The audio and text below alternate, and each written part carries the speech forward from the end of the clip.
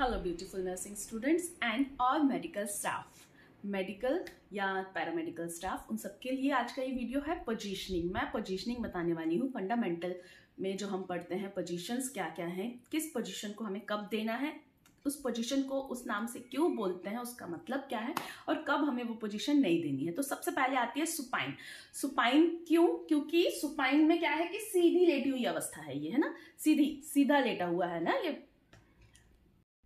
ये बेटा सुपाइन है ना। सुपाइन पोजीशन सबसे पहले है, सीधा लेटा हुआ है। ये क्यों? इसमें कोई भी एंगल नहीं है, ये इसका फेस ऊपर है और ये सीधा लेटा हुआ है। इसे हम बोलते हैं face should be up and front side, है ना। तो इसे हम बोलते हैं सुपाइन पोजीशन। सुपाइन पोजीशन हमें कब कब देनी है? सुपाइन पोजीशन हमें देनी है आराम लेने के लिए, जब भी हमें पेशेंट को रेस्ट कराना है ना, फॉर या रेस्टिंग पीरियड, या रेस्ट की पोजीशन है, ये रेस्ट दिलाने के लिए है। सेकंड, हमें जब वाइटल साइंस लेने हैं तो ये बहुत इजीली हमें ओरल ले सकते हैं, हम एक्जिला से ले सकते हैं, तो ये बहुत इजी है, इसलिए हमें सुपाइन पोजीशन देनी है। प्लस लेप्रोटोमी, कभी भी कोई एब्डोमेन की या मोस्टली ओटीज में हम ये पोजीशन लेते हैं। ओटी में हमें कोई भी लेप्रोटोमी वाली पोजीशन होती है, कोई भी सर्जरी होती है, तब हम लेनी है। कब ये नहीं लेनी है, डू एंड डोंट्स। तो इसका डोंट्स कब आएगा, कब नहीं लेनी है? कभी भी स्पाइनल सर्जरी के दौरान हमें ये पोजीशन नहीं देनी है, स्पाइनल। इसके बाद हम सेकंड पढ़ेंगे प्रॉन पोजीशन। प्रॉन पोजीशन में क्या है? उल्टे लिटाना है ना। उसमें क्या है? Down, face down and chest down, छाती के बल, ठीक है, छाती के बल हमें लेटना है। कब लेना है? कभी भी हमारी कोई रेक्टम सर्जरी हो रही है तब लेना है, एनीमा हमें देना है, हमें तब ये पोजीशन लेनी है। प्लस हिप की कोई सर्जरी है तब हमें लेना है। इधर के मतलब अपना सेंस अपने को जगाना है कि अगर हमको हिप की या स्पाइनल सर्जरीज हैं तब हमें देना है। इसका ये अपोजिट होता है एक्चुअली, जब हम सुपाइन देते हैं तब स्पाइनल सर्जरीज होती हैं, तब हमें सुपाइन नहीं देना है। बट अगर स्पाइनल सर्जरीज हैं या हिप सर्जरीज हैं या हिप रिप्लेसमेंट है, तब हमें प्रॉन पोजीशन देनी है। रिमेंबर, अपोजिट्स का है। कभी कभी फर्स्ट ईयर्स में ये क्वेश्चन भी आता था, सुपाइन एंड प्रॉन पोजीशंस में डिफरेंशिएट कीजिए, ठीक है ना। प्रॉन पोजीशन और कब देनी है? कभी भी provide rest and back surgeries, और बैक के सपोर्ट के लिए। अगर आपको बैक में पेन है तब भी आप एकदम सीधे लेटिए। बोलते हैं ना, अगर स्पाइन अपना स्पॉन्डिलाइटिस है या माइग्रेन है तो आप उल्टा लेट जाइए थोड़ी देर के लिए, ब्लड फ्लो आपके हेड की तरफ होने दीजिए, है ना। तो इससे भी बैक पेन, स्पॉन्डिलाइटिस, ये सारे पेन्स में भी आराम रहता है। इन दोनों ही पोजीशंस में हमें पिलो प्रोवाइड नहीं करना है। याद रखना, पिलो कब प्रोवाइड करना है मैं आगे के प्रोसीजर्स में आपको समझाऊंगी, ओके। थोड़ा सा डैश में आपको वीडियो मिलेगा क्योंकि मुझे पोजीशंस ड्रॉ करने पड़ने हैं, ड्रॉ किए बगैर आपको समझ नहीं आएगा अच्छे से। तो हम नेक्स्ट पोजीशन पढ़ेंगे फाउलर पोजीशन, है ना।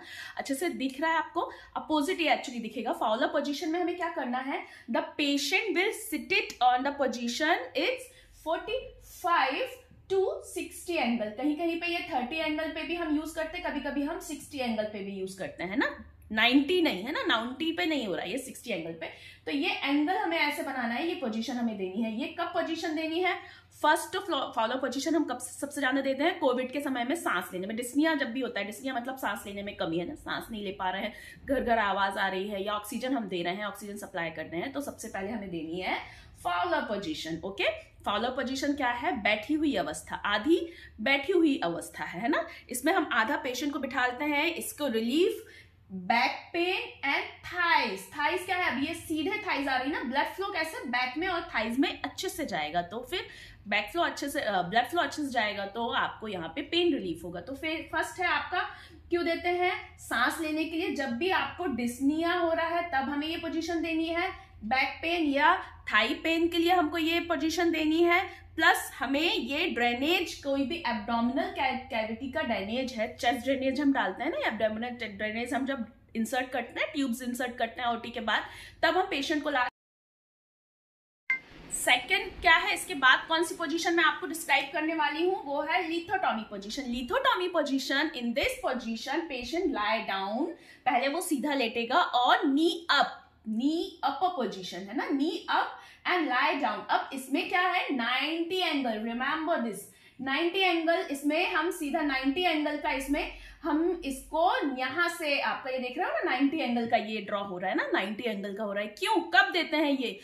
समझ आ गया होगा ना सीधा सीधा, जब हमें नॉर्मल डिलीवरी करानी है या कोई भी गायनिकोलॉजिकल एग्जामिनेशन के समय हम कौन सी पोजीशन देते हैं, लिथोटॉमी पोजीशन। ठीक है, ये बहुत ही पेनफुल पोजीशन है, नॉर्मली हम किसी पेशेंट को नहीं देते हैं, सिर्फ 2 कंडीशन में देते हैं, गायनिकोलॉजिकल एग्जामिनेशन, कभी हमें पीवी करना है या हमें वेजाइनल डिलीवरी करवानी है तो। ओके, नेक्स्ट पोजीशन में क्या ड्रॉ कर आई हूं आपके लिए, टेंडरबर्ग। टेंडरबर्ग पोजीशन हमें कब, क्या मतलब है टेंडरबर्ग का, पहले क्या मतलब है, सीधा आपका अप डाउन है ना, आपका face down and leg up position है ना। क्यों करते हैं, हमें जब ब्लड सर्कुलेशन कहाँ चाहिए हो, हेड की तरफ। ये कब चाहिए हमें, ये हमें चाहिए 2 सिचुएशंस में, पहले तो हाइपोटेंशन, सेकंड आपका क्या आएगा, पेल्विक एग्जामिनेशन है ना, कोई भी हमें पेल्विक एग्जामिनेशन हमें करना है तब हमें टेंडरबर्ग पोजीशन यूज करनी है। ओके, इसके बाद एक और, इसके बाद मैं आपको पोजीशन बताने वाली हूँ, वो है नी चेस्ट पोजीशन। ये थोड़ी सी पिक्चर थोड़ी सी फनी है बट मैं इससे अच्छी पेंटर नहीं हूँ, मैं अच्छी नर्सिंग हूँ। तो ये नी चेस्ट पोजीशन में हमें फेस और फेस को कैसे करना है, आपके फेस को नी के पास लाना है, लाइक दिस। ओके, ऐसे बिठालते हैं हम पेशेंट को। कब कब देते हैं, जब हमें स्पाइनल, कभी जैसे एलपी निडल, एलपी हमें एलपी पंचर करना है, लंबर पंचर करना है, अभी उसका पोजीशन करना है, या स्पाइनल आपको देना है ना, जब कभी ओटी में हम स्पाइनल देते हैं तब ये करवाते हैं। और बहुत ज्यादा अगर एब्डोमिनल क्रैम्प्स आते हैं ना, तब भी हम पेशेंट को बोलते हैं कि आप 1-2 मिनट ही ऐसे करके आप दबा के बैठ जाए, उससे आपके एब्डोमिनल क्रैम्प्स होते हैं ना, तो वो आपको रिलीफ करेंगे। आप ट्राई करना ये चीज। ओके, उसके बाद मैं बहुत छोटे में समझाने वाली हूँ lateral position. Lateral positions 2 type के होते हैं, left lateral position and right lateral position है ना। लेफ्ट फेसेस से आपको समझ लो आप, लेफ्ट लैटरल पोजीशन हम ज्यादा यूज करते हैं, कभी भी कोई भी पैरालिटिक अटैक है, पैरालिसिस आया है, तो हमें लेफ्ट लैटरल पोजीशन देना है, ताकि जो भी सिक्रेशंस हैं वो इजीली यहाँ से निकल जाए, कभी एस्पिरेट करने के चांसेस ना हो। ओके, सेकेंड, एनीमा देने के समय हमें लेफ्ट या राइट दोनों लैटरल पोजीशंस हम यूज कर सकते हैं। प्लस अगर राइट लैटरल पोजीशन हमें कब देनी है, अगर उसको लेफ्ट में कोई इंजुरी है और उसको अटैक्स आने वाले हैं, सीजर अटैक्स आने वाले हैं, तो हम राइट लैटरल।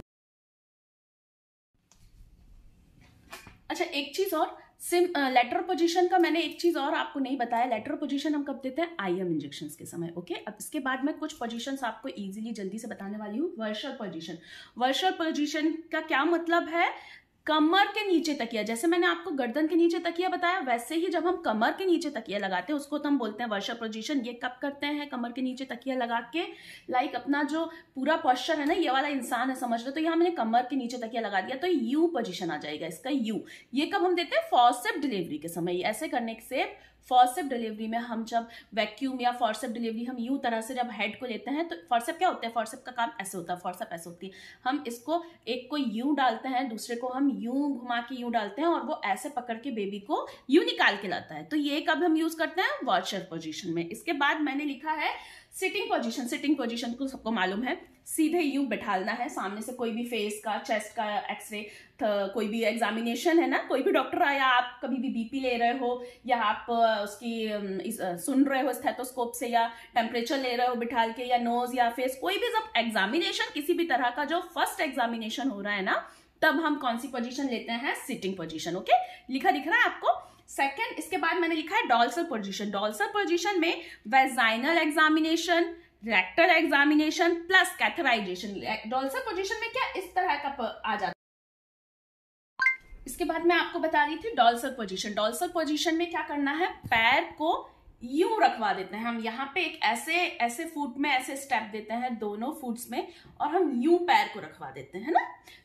मुझे लगता है मैं अपने हिसाब से आपको समझा रही हूँ, वो ज्यादा बेटर आपको समझ आएगा। तो ये डॉर्सल पोजीशन, इसमें हमने पैर को यूं रख दिए हैं, इधर पे आपका फुट रेस्ट लगे हुए हैं, लाइक ऐसे आपके फुट रेस्ट रखे हुए हैं, इस पे पैर रख देते हैं। ये कब हम देते हैं, जब हमको कैथराइजेशन करना हो, प्लस हमको कोई भी रेक्टम एग्जामिनेशन करना हो, वेजाइनल एग्जामिनेशन हो, या वेजाइनल डिलीवरी में भी ऐसे वाला, लाइक आपके जो ये पैर है ना, ये पैर यूं रख देंगे, यहाँ पे एक रेस्ट, फुट रेस्ट लगा देते हैं, तो उससे हम कहते हैं डॉर्सल।